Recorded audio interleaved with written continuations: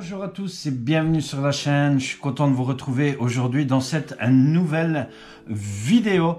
Alors, vous avez été nombreux à regarder la vidéo de la peinture de la voiture, bien sûr, donc elle vous plaît. J'ai reçu énormément de commentaires et je vous en remercie de tout cœur. Voilà, ça c'était une petite parenthèse concernant cette chose. Alors, de quoi allons-nous parler aujourd'hui, puisque je voudrais bien aller rouler le plus rapidement possible avec la voiture, mais le temps ne le permet pas pour l'instant.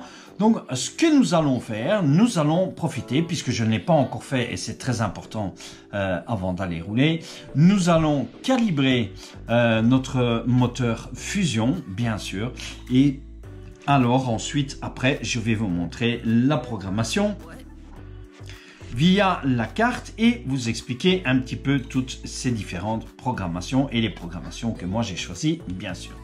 Alors, première chose, nous allons calibrer notre moteur, puisque vous savez que toute calibration est nécessaire sur n'importe quel combo. Ici, je vais vous expliquer comment calibrer le Fusion, bien sûr. Alors, pour ça, il vous faut votre radio. Voilà, donc moi j'utilise la CR4T, bien sûr, vous savez, avec la voiture, hein. Donc voilà la gâchette, j'espère que vous voyez bien. Je vais essayer de la mettre ici comme ceci, voilà. Et alors je vais vous montrer comment calibrer votre moteur par rapport à la radio, bien sûr. Voilà, alors première chose, donc nous allons maintenir appuyé pendant 2-3 secondes, hein. Donc on maintient une pression, voilà, comme ceci. Évidemment, il faut que j'allume la radio.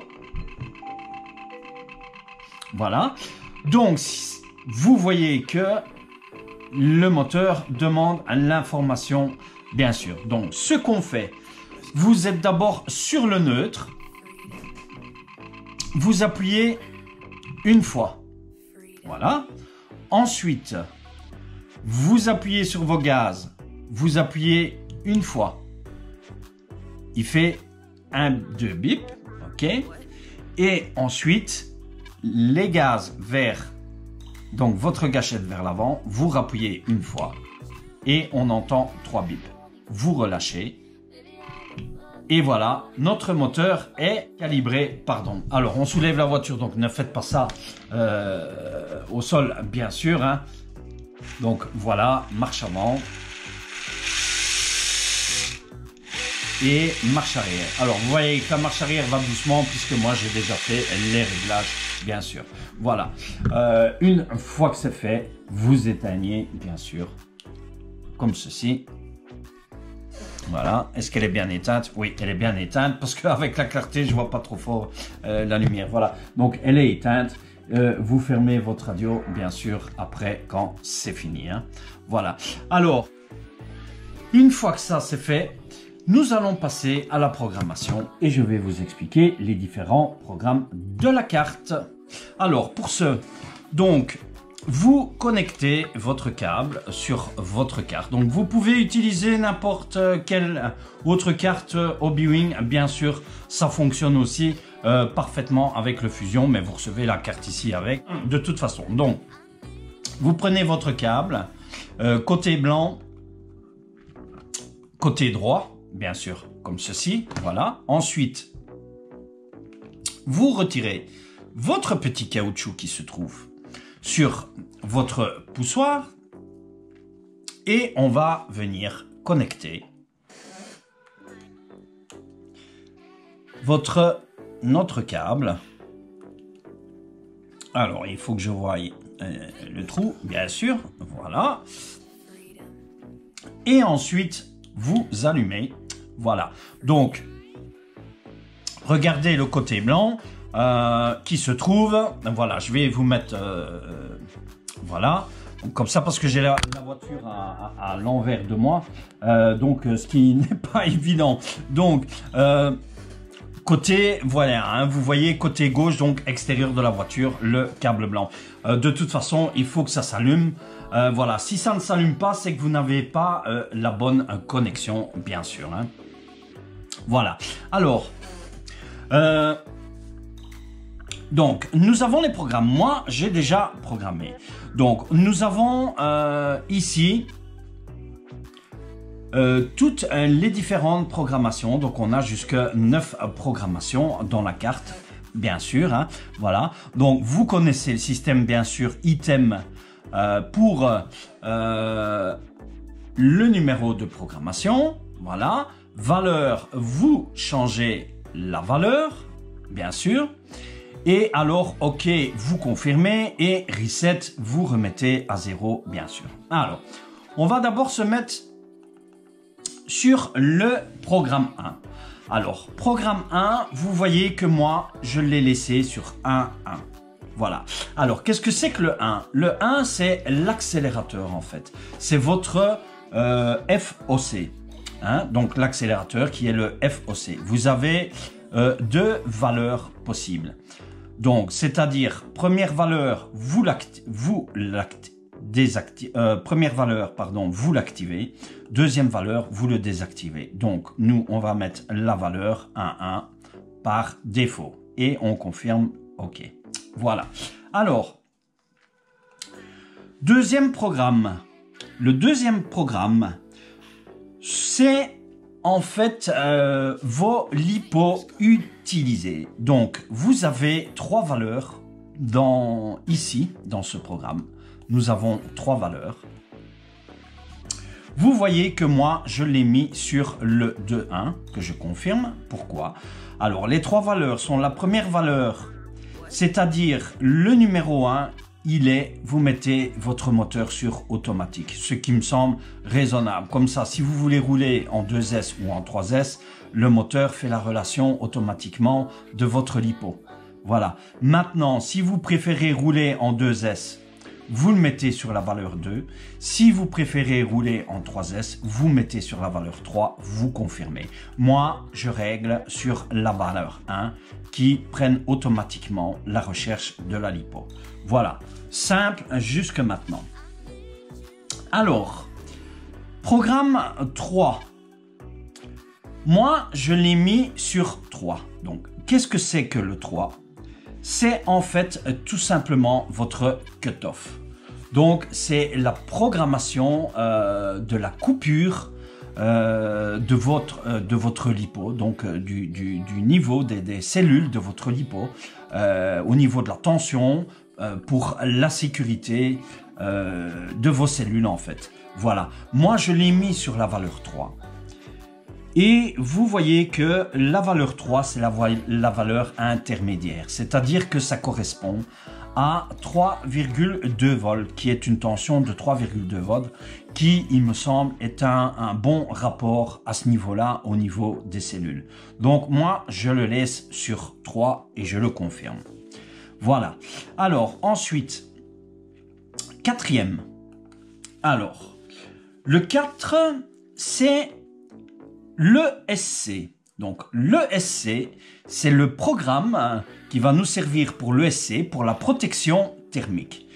Vous allez voir que nous avons deux valeurs. Valeur 1 et valeur 2, oui, et valeur 3. Voilà, donc je me suis trompé, pardon. Valeur 1, valeur 2, valeur 3. Alors, et valeur 4 aussi, je pense. Hein. Valeur 3, non, valeur...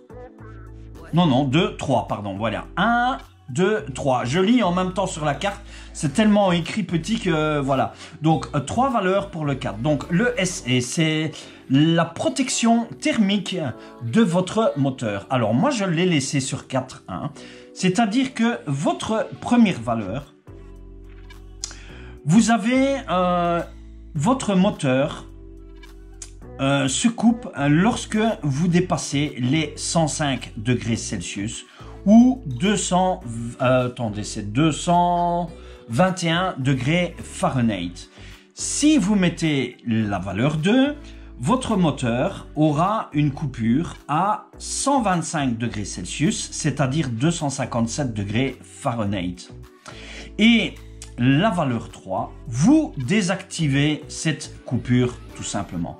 Moi, je vous conseille, je le mets sur 1, ce qui me paraît un bon rapport aussi, donc qui correspond à 105 degrés Celsius, 221 degrés Fahrenheit.